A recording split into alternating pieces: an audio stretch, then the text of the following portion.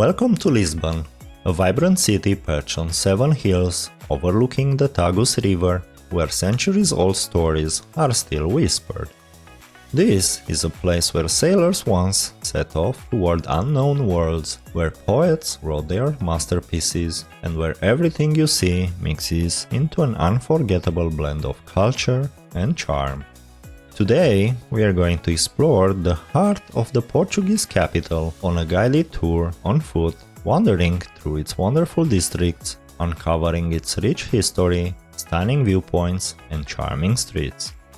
So, get comfortable, because there is a lot of walking ahead. We start in the elegant, artistic neighborhood of Chiado, which has long been the city's intellectual and cultural soul. Here, Largo de Camões, one of Lisbon's most elegant squares, is dedicated to the poet Luís de Camões, Portugal's national literary hero, a figure as important to the Portuguese language as Shakespeare is to English. The statue shows Camões holding his book and a sword, symbolizing both intellect and courage. Just down the street is Hotel Borges Chiado, one of the city's oldest hotels. The building dates to the early 1900s, and even today the interior preserves a touch of that Belle Époque charm. On the same square we saw Igreja da Encarnação, which dates to the 1700s, often nicknamed Lisbon's Lady Church, because of its devotion to Our Lady of the Incarnation. In the historic Alfama District, where the fishermen once resided, our guide told us a fun fact about Portugal. They once dominated Europe's orange trade. Between the 1500s and 1700s, Portuguese oranges were so famous that in some countries the word for orange was literally Portugal. He also told us about the history of Lisbon, which was rebuilt almost entirely after a great disaster in 1755.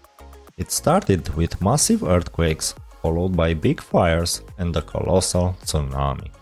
But the city was rebuilt under the direction of the Marquis of Pombal, who served as Portugal's powerful prime minister. One of the first churches rebuilt was the Santissimo Sacramento Church, symbolizing rebirth and resilience. Here, usually the guides share stories of Lisbon's strong religious tradition and its miraculous survival. Next, we climb toward one of Lisbon's most iconic landmarks, the Carmo Convent and Archeological Museum. In front of the convent sits the elegant Chafariz do Carmo, an 18th century fountain that once served thousands of Lisbon's families with fresh water. This whole square is deeply tied to Portuguese democracy. It's where the peaceful start of the Carnation Revolution happened in 1974, ending decades of dictatorship. We noticed that Lisbon streets are full of tuk-tuks, many decorated with flowers, patterns, or bright colors. Our guide told us they are extremely popular with tourists exploring the hills without walking. We saw vintage cars used for photo ops and private tours, another nod to the city's love of mixing old and new. In another district called Baixa, we encountered the Santa Justa lift, one of Lisbon's highlights. This iron elevator is a masterpiece of neo-Gothic engineering, built in 1902 by a student of Gustave Eiffel. From the top, the view is spectacular. You can see Baixa's grid of streets, the Tagus River shining into the distance, or the castle sitting proudly above the city. It's absolutely worth the climb, whether by elevator or the connecting walkway. Throughout Lisbon, we notice a few historic and modern fountains. In the past, they were the heart of neighborhood life. Rossio Square, officially called Praça Dom Pedro IV, is one of Lisbon's most iconic and lively plazas. Its distinctive wave-pattern mosaic pavement and the towering statue of the king create a stunning backdrop. Everywhere you look, people are selling goods, caps, bags, t-shirts, souvenirs, and many more. But what caught our attention was a shop that had every piece made from cork. Portugal produces over 50% of the world's cork, and the cork oak tree is so important that it's protected by law. Our guide made a joke about how much wine the Portuguese drink, more per person than any other country, and that's why the cork is reused in creative ways. Our next stop was Praca do Comércio, Lisbon's grand waterfront square. Maybe it's hard to believe, but before the Great Earthquake, this was the site of the opulent royal palace, the Paço da Ribeira. Imagine a grand palace right here, its steps leading directly down to the river, welcoming ships overflowing with spices from India and gold from Brazil. In the center stands a statue crafted by Joaquim Machado de Castro, Portugal's top sculptor of the era of King José I, riding his horse and symbolizing the rebuilding of Lisbon. At the north end of this square rises the gorgeous Rua Augusta Arch, also built to celebrate the city's reconstruction. You'll see sculpted figures representing glory, valor, and genius, along with historical personalities who shaped Lisbon's identity. During the tour, our guide talked about Vinho Verde. Despite its name, the wine isn't green.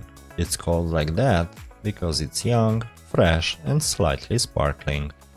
Lisbon locals often pair chilled white wines with seafood, a tradition rooted in centuries of coastal living. One charming detail in Lisbon's old neighborhoods is the streets lined with tiny doors. Centuries ago, homeowners were taxed based on the size of their windows, the size of their doors, and sometimes the number of floors. So, many families made their doors very small to pay less. That's why you'll find miniature entrances, low ceilings, and quirky architecture all over Alfama and Mureira. The walking tour ended at a well-known terrace overlooking the Tagus River, Miradouro das Portas do Sol, or the Gateway of the Sun. Lisbon has several scenic viewpoints, each offering sweeping views over rooftops, church towers, and the sparkling river. Ending here feels like the perfect Lisbon moment, relaxed, sunlit, and full of atmosphere. Our guide informed us that there are many other things that anyone can do besides the tours. Here are some examples. Climb up to the Miradouro de São Pedro de Alcântara, one of Lisbon's most magnificent viewpoints. This isn't just an overlook, it's a beautiful garden terrace on 2 levels. From here, you get a spectacular panoramic view across the city. Ride the Gloria funicular. This iconic yellow tram has been hauling passengers up and down this seriously steep hill since 1885. The ride is short, only about 275 meters, but it's a popular Lisbon experience, connecting the lower Praça dos Restauradores with the Bairro Alto neighborhood up here. Climb at the very top of Lisbon's highest hill, at the monument that has watched over the city for more than 1,000 years, São Jorge Castle. The history of the castle is vast and begins in the 2nd centuries before Christ. The views from here are, without a doubt, the most complete and spectacular in all of Lisbon, since you can see the entire city spread out before you. Visit the 52 meters tall Monument to the Discoveries. It's depicting figures like Prince Henry the Navigator, who discovered the Azores, Madeira and Cape Verde, leading a sculpted caravan of explorers towards the sea. It is located along the Tower de Belem, where ships departed to explore new countries and trade with the Orient.